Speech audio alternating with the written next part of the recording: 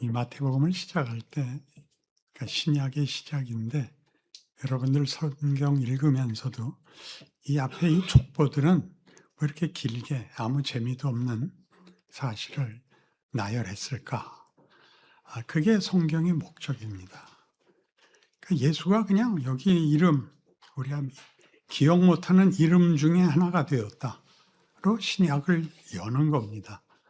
우리는 예수의 성육신이 전혀 마리아에게서 낳고, 요한복음식으로 얘기하면 말씀이 육신이 되어 우리 가운데 거하심에 우리가 그의 영광을 보니 하나님의 독생자의 영광이요 은혜와 진리가 충만하더라. 이렇게 초월적으로 시작을 할 걸로 보는데, 마태복음은 우기고 우겨서 이 쓸데없는 얘기를 이렇게 길게 합니다. 즉 성육신이란 신이 인간이 되는 겁니다. 그러니까 신이 인간이 될 필요가 왜 있느냐? 그러니까 신 쪽에서 주도권을, 목적을 가지고 그 의지를 결과시키기 위해서 찾아왔다가 되는 것이지, 기독교는 우리가 보통 종교에 대해서 가지는 것 같이 착하게 살고 열심히 구하여 치성으로 보상을 받아내는 종교가 아니라는 얘기를 하는 겁니다. 그러니까 예수의 오심이 우리라는 존재를, 기독교에서는 인간을 신과 어떤 의미에서 동격의 존재로 그 가치를 인정한다, 그런 뜻이고, 기독교라는 종교는 하나님이 하려는 일을 우리가 못 알아먹어서 아들까지 보내서 이를 다 완성하는 수밖에 없다라고 한 것이지, 우리의 선택에 대하여 보상하는 종교가 아니다. 이게 이 족보의 가치입니다. 알아들으셨다. 자기 좋은 말 나올 때만 아멘 하지 마시고. 그래서 이 사실이 왜 중요하냐 하면, 우리가 다 말하자면 예수를 믿는다는 데 대해서 어떤 자신감이 있냐 하면, 나는 오늘 죽어도 천국 갈 것을 믿는다. 이게 이제 한국교회의 자신감입니다. 그래서 우리가 부흥과 감격과 감동이라는 것으로 우리의 한국교회 신앙이 공통점이요, 또 이렇게 집결된 에너지를 토해내고 있는데, 거기에서 가장 문제가 되는 것은 늘 그런 의미에서 자기의 신앙생활이 늘 자신이 없어지는 것입니다. 한 번씩 감동하는 순간은 만들 수 있는데 늘 그럴 수는 없다는 뜻이죠. 그러니까 여기서 갑자기 이 구약 족보는 그 쓸만한 사람 얘기가 별로 없거든요. 근데 여기에 예수님이 끼어 드시는 것 같이, 기독교라는 신앙은 우리가 느끼기에 이게 뭐야? 라는 존재감과 인생과 역사라는 인류의 정황에서 하나님은 도대체 뭘 하시는 거고, 나는 뭐 왜 이따위로 살 수밖에 없나? 이게 가장 큰 질문인데, 저는 고등학교 때부터 했어요, 이걸. 그러니까 그때는 전도사님에게 질문을 하면 돌아오는 답은, 너는 왜 늘 쓸데없는 생각을 하냐? 이렇게 돼서 나중에 악을 쓰게 됐죠. 이 시장, 난 이렇게는 항복 못해. 난 뭐야? 이렇게 돼서 아주 정직하게, 하나님, 그러니까 기독교라는 것이 나라는 존재의 운명을 하나님이 책임진다는 겁니까? 나보고 책임지라는 겁니까? 단도직입적으로 물었는데, 여러분들 다 아시다시피 하나님은 절대 대꾸를 안 하십니다. 그러면 우리만 미치는 거죠. 미쳐서 오죽하면 삼수를 해서 대학을 갔겠습니까? 공부를 할 수가 없었죠. 오죽하면 해병대까지 가서, 그때 월남전에 가서 뒤져버리겠다, 난 내 손으로 자살을 못하니까 가서 죽겠다 했는데, 그 훈련소 3개월 동안에 제가 우연히 성경을 일독을 하게 됐습니다. 말이 안 되는 겁니다. 우리한테는 성경 읽을 시간은 고사하고 침 삼킬 동안도 쉴 틈이 없습니다. 시간이 나면 맞습니다.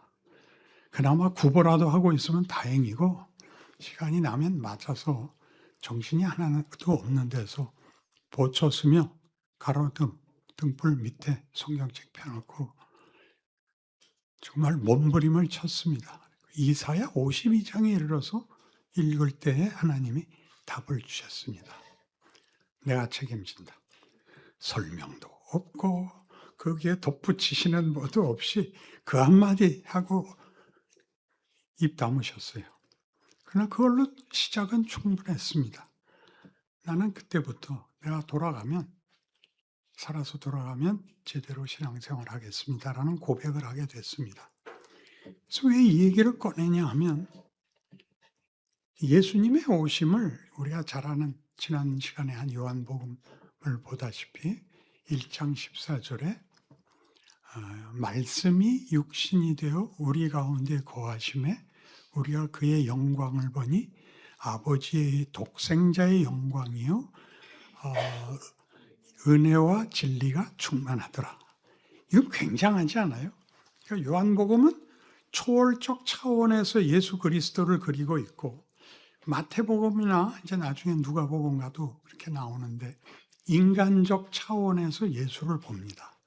그거는 이중적인 의미를 갖고 있다 그런 뜻을 하는 게 아니라 하나님이 인간을 자기 형상으로 만드신 인간에 대한 애정과 의지를 어디까지 쫓아 들어와서 기어코 해내고야 말겠다라고 하는가가 인류 역사고 인생이라는 것을 얘기하는 셈입니다.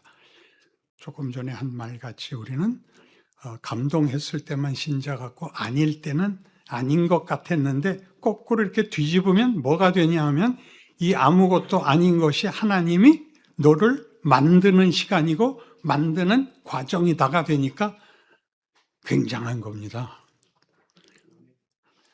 이렇게 강제로 아멘을 끌어내야 되겠어요. 그래서 여러분 로마서 3장을 찾으시면 이제 왜 영광이 등장하는가?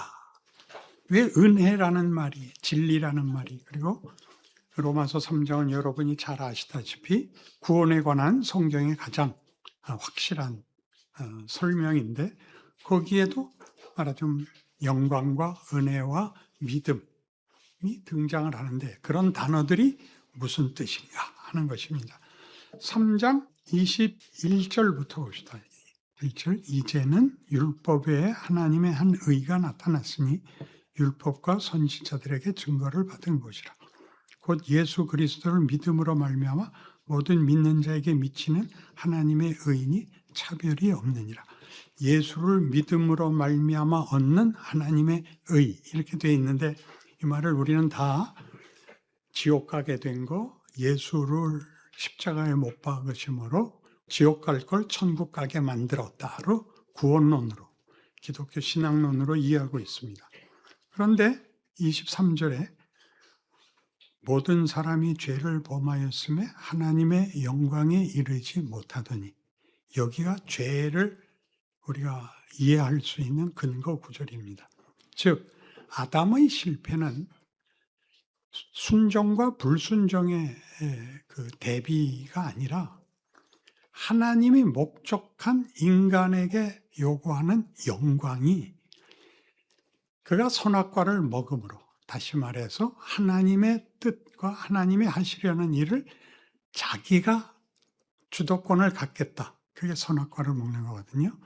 그래서 벌어진 결과가 지옥 가게 됐다라는 심판과 정죄의 문제가 아니라 영광의 목적에 가야 되는 것이 불가능하게 됐다. 이게 죄입니다.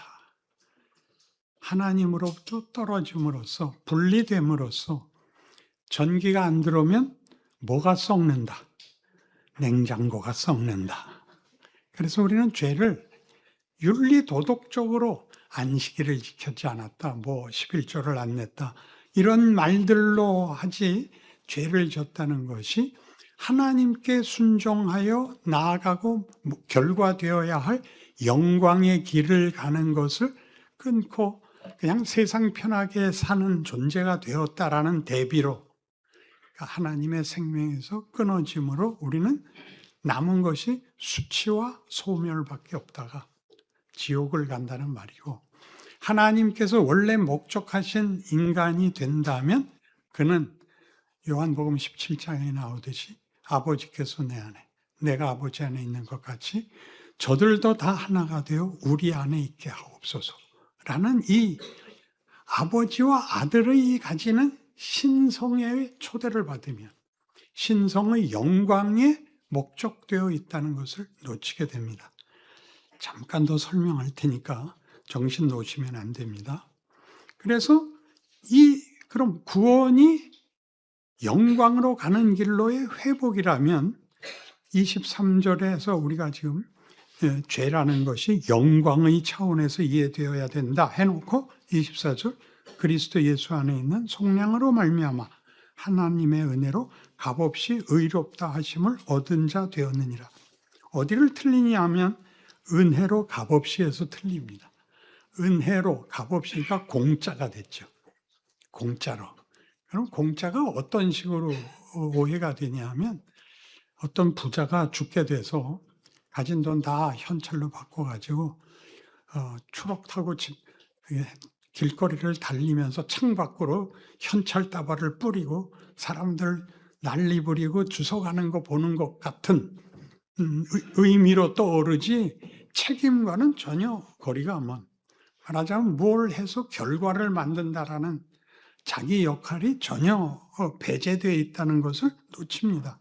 그러니까 이 은혜라는 말 때문인데 예수 안에 있는 속량으로 말미암아 하나님의 은혜로 값없이 의롭다 하심을 얻은 자 되었다.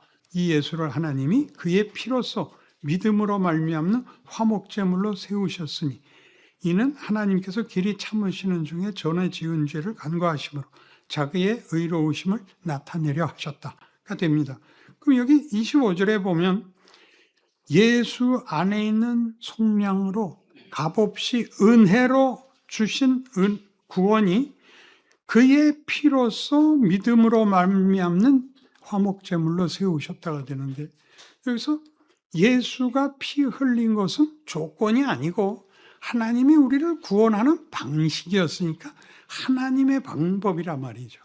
피까지 흘려서, 그 아들의 피까지 흘려서 그 아들을 잡는 것으로 우리를 구원하는 것을 여기 믿음과 연결시키고 있다면, 믿음이란 어떤 뜻이냐면 신뢰하고 붙잡고 놓지 않으면 보상한다라는 개념이 아니라 상대와 나라는 관계의 끈이 이 세상에서는 이해관계가 첫째고, 그 다음에는 경쟁관계고, 그 다음에는 뭐 여러 가지 취미의 관계고 하는 많은 관계가 있지만 그 관계에서 믿음은 신뢰할 만한, 같이 할 만한 이란 뜻이죠. 믿음이.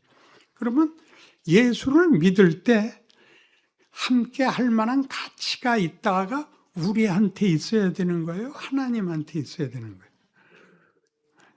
이제 우리나라 교육의 허점이 뭐냐면 뻔한 정답은 아니다. 그건 함정이다. 다 사실은 자기 믿음으로 믿고 있으면서 이제 설교가 이렇게 나가니까 야 이건 아니야. 여기서 다 틀려나간 거예요. 이 믿음은 하나님이 우리와의 관계가 이해관계도 경쟁관계도 어떤 기계적 관계가 아니라 뗄 수 없는 관계라는 뜻입니다. 그런 관계는 어디에 있죠? 혈육에게 있습니다. 그죠? 자식을 위해서라면 부모가 죽을 수 있는 거예요. 부모의 간청이라면 자식이 말 잘 안 듣기도 하지만 들을 수밖에 없는 것. 이런 면으로 구원을 설명하고 있습니다. 하나님이 우리를 믿는다는 건 이런 뜻이죠. 언젠가도 예화를 들었는데 3대 만에 난 독자를 오냐오냐 키웠더니 이게 말을 안 듣고 학교를 보냈더니 학교 안 가고 땡땡이 치고, 그래서 어느 날 여러 번에 걸쳐서 매질을 했더니 학교는 가더라고요. 그래서 이젠 됐다. 늘 학교 갔다 오고 기특하다. 근데 전화가 왔어요. 선생님이 전화한 거예요. 아무개 학생 집이죠. 그렇습니다. 애 병났어요? 아니요. 그럼 어디 갔어요? 학교 갔는데요. 3개월째 학교 안 오고 있는데요. 어머니가 놀라 자빠졌죠. 이 새끼 오기만 해봐라 하는데 아니나 다를까 문을 열고 씩씩하게 돌아가요. 너 어디 갔다 오니?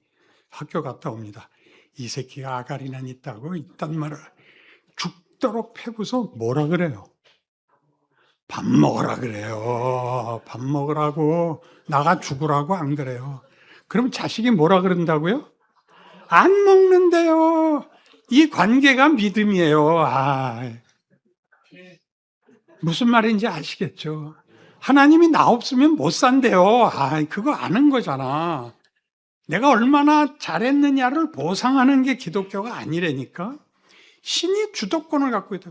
창조하신 하나님이. 게다가 우리는 그의 형상이야. 실패할 수 없어요. 우리가 실패했지. 무엇을 실패했는가, 어디를 실패했는가는 차츰 찾아보기로 하고. 그래서 이 믿음이라는 단어는 여기에서 지금과 같이 엄마와 아들의 대화와 같이 밥 먹어, 안 먹어, 아가리에 쑤셔놓고 마지막 말을 합니다. 이게 중요합니다. 뭐죠? 난 널 믿어. 그게 믿는 거예요. 그게 엄마가 믿음을 가지는 거예요? 아들이 믿음을 갚는 거예요? 어떻게? 엄마가 무슨 수로 여기서? 내가 널 믿는다고 해서 모든 걸 용서해 주는 게 아니라 여기서 믿음은 이런 거야. 난 널 포기 안 해. 그게 예수가 오는 거잖아요. 왜 그를 피를 흘리기까지 십자가에 매달기까지 해야 했었는가? 울라고 그런 게 아니라 이건 까딱 잘못했다가 찢겨 죽겠구나. 아니, 죽이지도 않으시지. 죽으면 다시 살려내서 또 팰 거지. 잘 믿자. 이렇게 되는 게 예수와 십자가란 말이에요. 그를 보낸 아버지의 얼마나 굉장한 그 의지인가 보세요. 고집인가. 본인이 오는 것과 아들을 보내는 건 어느 쪽이 더 세요? 아들 보내는 게 더 세요. 아들 죽을 자리에 내가 가서 죽지, 아들 보고 내 자리 와서 죽으라고 안 그래요.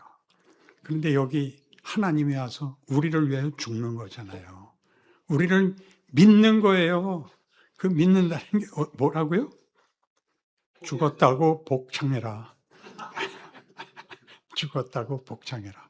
그러면 이제 남는 게 뭐냐면, 그럼 왜 이렇게 구질구질한 인생을 살게 하느냐가 남지요. 왜 현실이 이러냐. 하나님이 이런 뜻을 가졌다면 어떻게 하면 좋겠어요? 맛있는 거 사 먹이고 좋은 데 구경시키고 그렇게 하는 부모는 없습니다. 학교 가서 공부 열심히 해야 됩니다. 그게 인류의 역사고 여러분 각각의 인생인 겁니다. 여러분의 인생은 착하게 사느냐 못나게 사느냐로 보상을 받는 존재가 아니라 하나님이 이걸 만들겠다는 존재인 겁니다. 뭐를 만들다고요? 에베소 1장 3절을 가시면 겁을 콱 줘야 돼요. 오늘 안 믿었다는 그냥 국물도 없다. 이렇게 에베소 1장 3절로 갔더니 찬송하리로다. 하나님 곧 우리 주 예수 그리스도의 아버지께서 그리스도 안에서 하늘에 속한 모든 신령한 복을 우리에게 주시되 곧 창세전에 그리스도 안에서 우리를 택하사 우리로 사랑 안에서 그 앞에 거룩하고 흠이 없게 하시려고 그 기쁘신 뜻대로 우리를 예정하사 예수 그리스도로 말미암아 자기의 아들들이 되게 하셨으니 이는 그가 사랑하시는 자 안에서 우리에게 거저 주시는 바 그의 은혜의 영광을 찬송하게 하려는 것이라. 어디까지 끌고 가겠다고요? 하나님의 영광의 찬송이 됩니다. 그 영광을 찬송하는 것이 이렇게 그를 숭배하여 우리의 자리가 있는 것이 아니라 그를 찬송하는 이유는 감격해서입니다. 하나님이 나를 어디까지 데려왔느냐에 대한 항복이 하나님을 찬송하는데 그 찬송은 권력에 대한 찬송이 아니라 나를 만든 하나님, 나의 하나님이신 하나님과 그의 자녀된 나의 결국에 대한 항복입니다. 그래서 그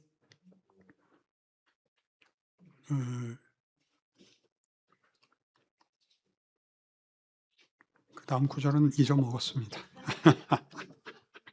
이런 말도 안 되는 설교를. 그래서 믿음은 이제 하나님이 우리를 포기하지 않는다라는 문제가 되자 은혜가 뭐가 되냐 하면 은혜를 베푸는 것은 공짜라서 은혜를 베푸는 게 아니라 값없이라는 게 조건 없이라는 게 아니라 네가 나한테 한 거에 대한 보상을 주는 게 아니라 내가 너를 이대로 놔두지 않기 때문에 그 못난 것을 만드는 일에 우리에게 조건과 자격을 요구하지 않고 갖다 쳐 붓는 게 은혜라는 겁니다. 그러니까 예수가 언제 오는 겁니까? 로마서 5장 8절 같이 우리가 아직 죄인 되었을 때 그리스도께서 우리를 위하여 죽으심으로 우리에 대한 하나님의 사랑을 확증하셨느니라. 이렇게 나오는 겁니다.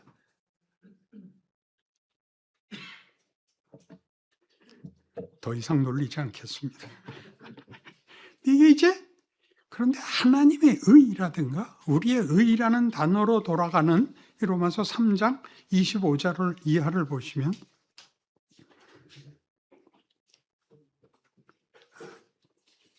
23절부터 다시 읽읍시다. 모든 사람이 죄를 범하였으며 하나님의 영광에 이르지 못하더니 그리스도 예수 안에 있는 속량으로 말미암아 하나님의 은혜로 값없이 의롭다 하심을 얻은 자 되었느니라. 여기를 우리는 자꾸 천당 가게 되었다 하는 거예요. 값없이 의롭게 되었다가 불의해서 지옥 가게 된 우리를 예수로 말미암아 천국 가게 했다로 읽는데 그런 뜻이 아니라 이 예수를 하나님이 그의 피로써 믿음으로 말미암아 화목제물로 세우셨으니 이는 하나님께서 길이 참으시는 중에 전에 지은 죄를 간과하심으로 자기의 의로우심을 나타내려 하심이니 곧 이때 자기의 의로우심을 나타내서 자기도 의로우시며 또한 예수 믿는 자를 의롭다 하려 하심이라.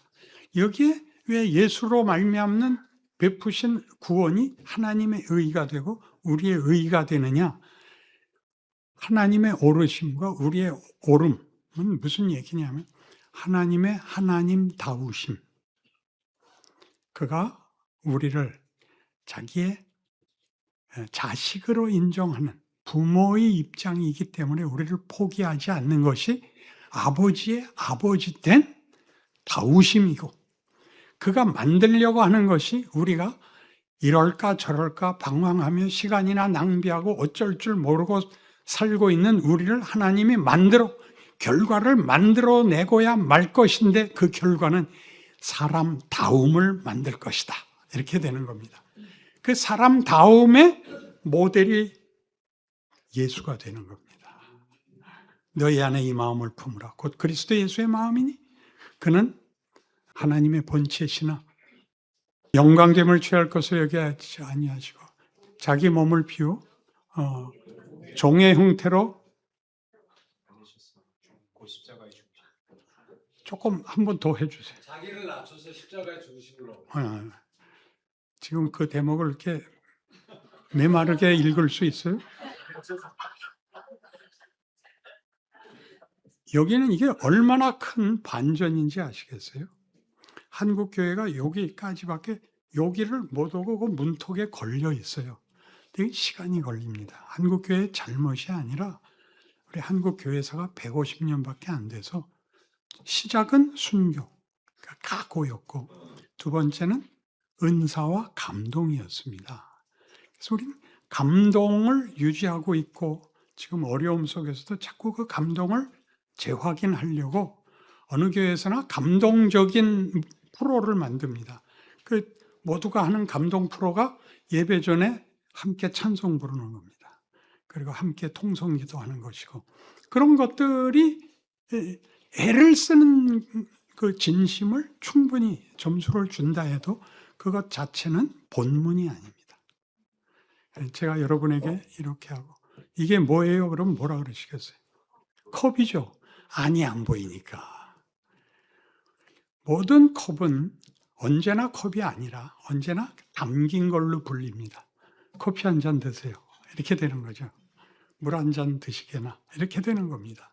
그러니까 우리 지금 믿음, 은혜, 진심 이런 모든 것들이 무엇을 담고 있는 단어인가를 알아야 되는 것이 성경 읽기인데 성경을 읽으면서 어디까지밖에 못 쫓아오냐 하면 좋은 단어들, 영광, 충성, 순종, 감동이라는 단어만 빼오면 뭐가 되냐면 초등학교에 들어가서 맨 처음 배우는 게 이 단어입니다.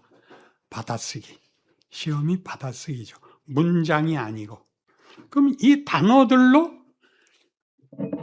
그릇을 삼았는데 그 단어들이 담은 본문은 없고 그 단어는 있으니까 그 단어를 더 진지하게, 더 열심히 반복해서 해서 여러분 성경 몇 독 하셨죠? 보통 여러 독 했습니다. 많이 읽어서 뭐가 남았냐 하면 숫자만 남았죠. 10번 읽었다, 20번 읽었다가 남았지 성경이 뭔지는 개뿔도 모르는 거죠. 이게 그래서 구약을 못 읽어내잖아요.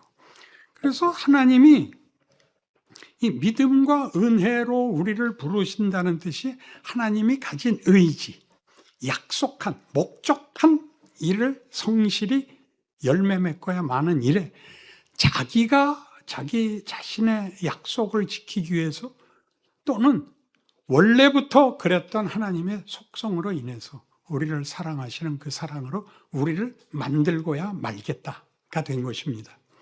그러면 성경 전체가 왜 오늘 우리 본문 읽으면서 모두가 느꼈던 이런 긴 족보를 뭘 나열했느냐?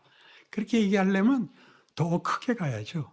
구약 내내 그 지랄이에요. 아유, 이런 단어를 쓰다니. 정말 거룩하게 짝이 없습니다. 구약이 온통 실패한 얘기예요. 뭐 때문에 뭘 실패하나요? 자유 선택권을 실패합니다. 아담이 그 실패를 하는 거잖아요.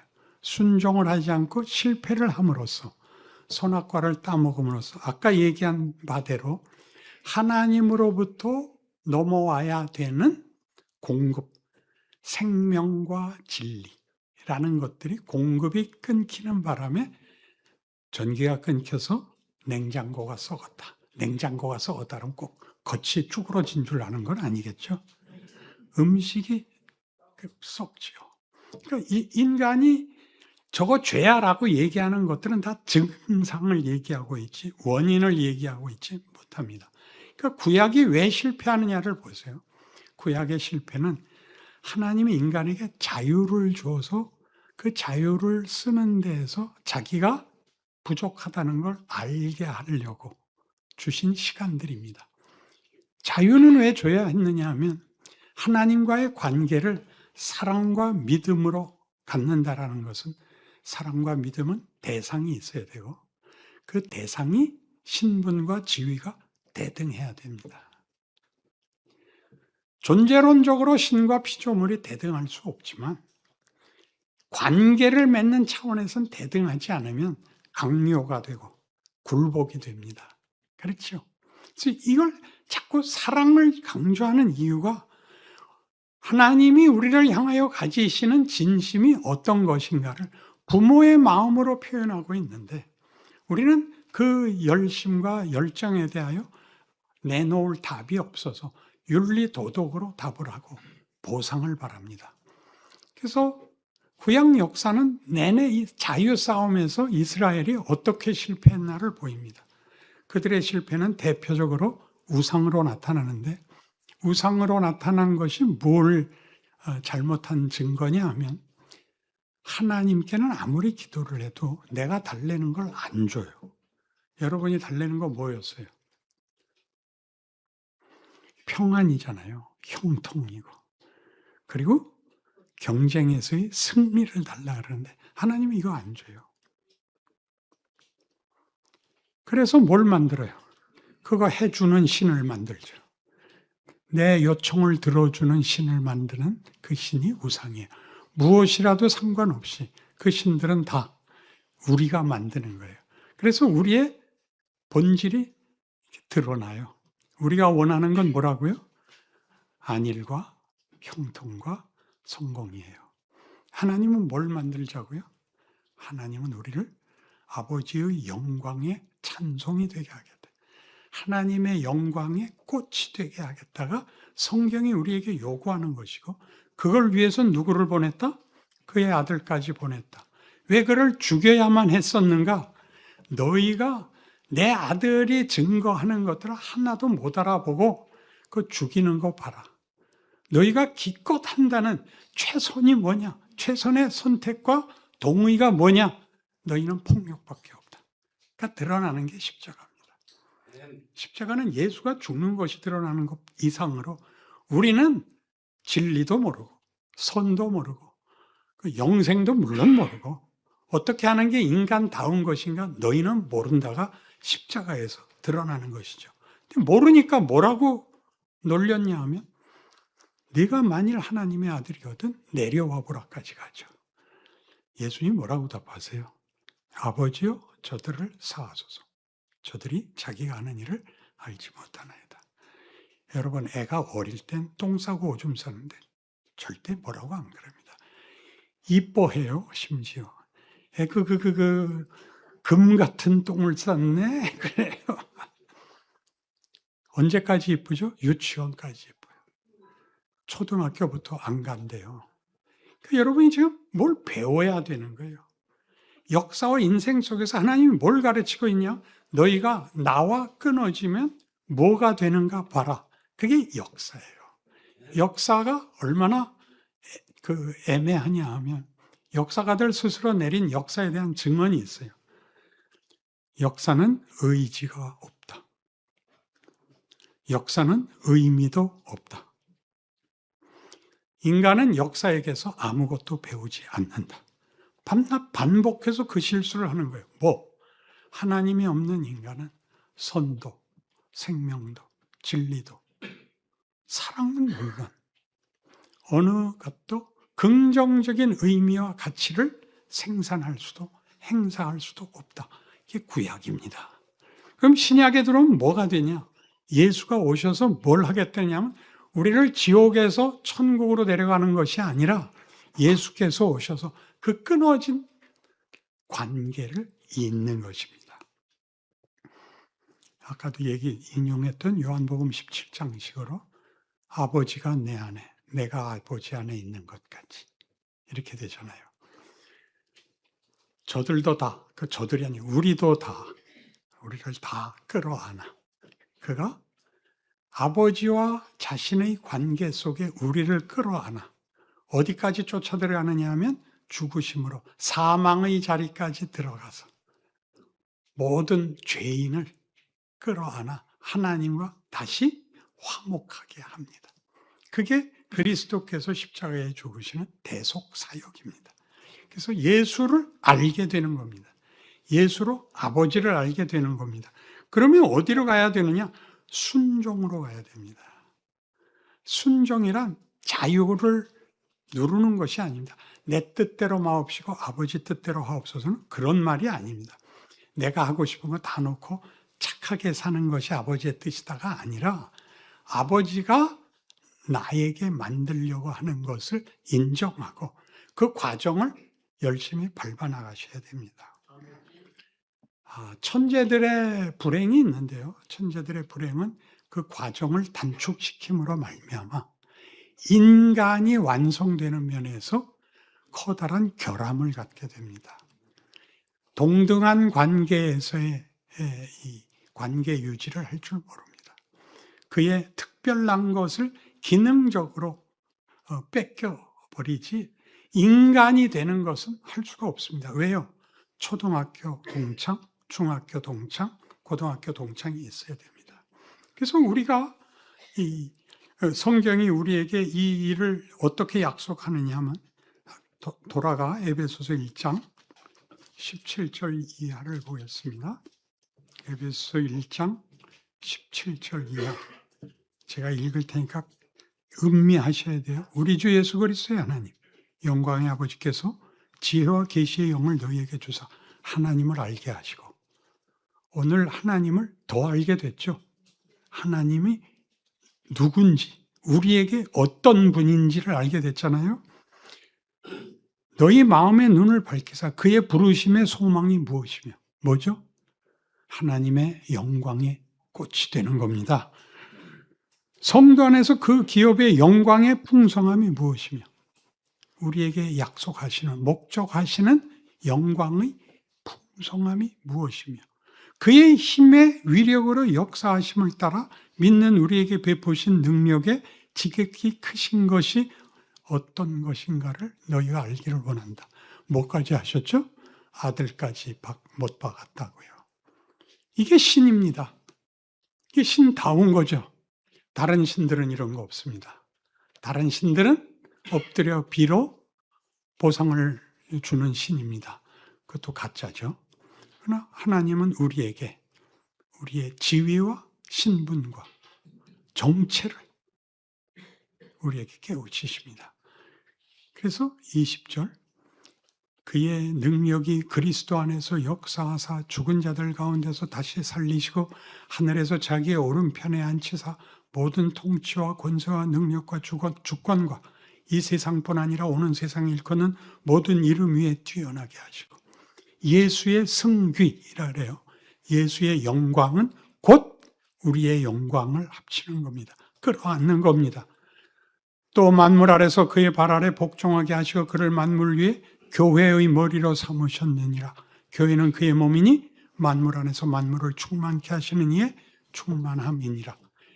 그러니까 교회란 뭐냐 하면 하나님이 만든 인간들의 연합, 진정한 연합을 하나님을 알게 된 자들의 연합을 교회라고 하는 거예요. 근데 그 교회는 그 머리가 예수래요. 우리는 그의 몸이래요. 분리될 수 없다는 뜻이죠.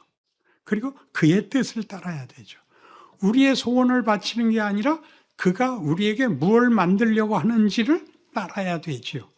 그래서 교회라는 것은 오늘날 예수 믿는 사람들의 모임이라는 건 모두가 알지만 예배 보고 도망가서 떼우는 놈들은 죽여버릴 거예요. 예수를 잡은 구원이고 예수를 잡아서 만든 교회인데 그걸 몰라요. 그래서 와서 봉사라는 얘기가 아니에요. 가까이 하세요. 무슨 얘기든지 하실 수 있어야 돼요. 깊은 비밀은 다 얘기할 필요 없어요. 다 까발리지 마시고 인간과 인간이 신앙을 가지면 어떻게 함께 할 수 있는가를 여러분이 적극적으로 누리셔야 됩니다. 그래서 요한 1서 4장 18절에 제가 그냥 외울게요. 하나님은 사랑이시라.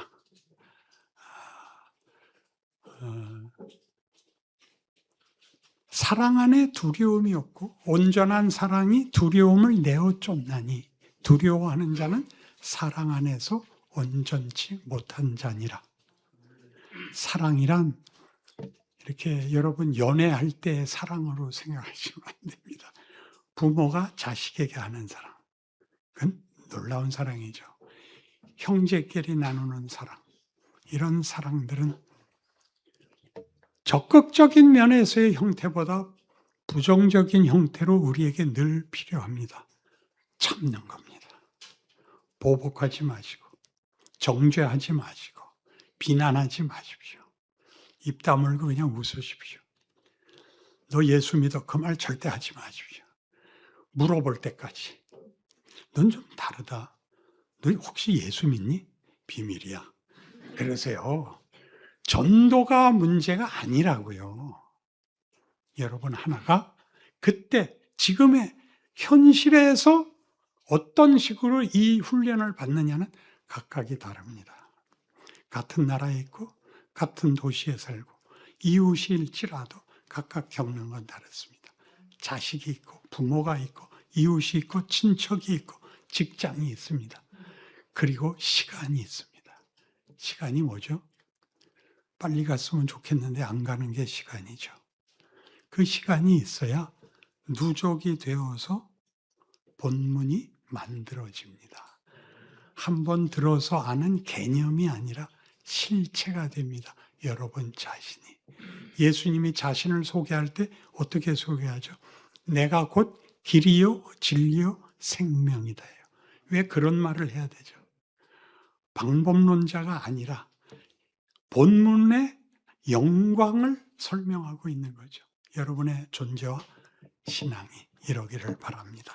네. 기도하십시다. 하나님, 우리가 세상을 사랑해야 됩니다. 이웃을 사랑해야 됩니다. 그러려면 예수님의 사랑을 받은 자의 진정한 평균까지는 올라와야 됩니다. 우리가 만나는 어려움이 우리를 해치려는 것이 아니라 우리를 도전하고 우리를 깨우치고 우리를 습득시키는 과정이라는 것을 알게 하시고 인내와 순종이 영광으로 가는 길이라는 것을 안다면 우리의 신앙생활이 불평일 수 없다는 것 각오하게 하여 주시옵소서. 네. 예수님 이름으로 기도합니다. 네.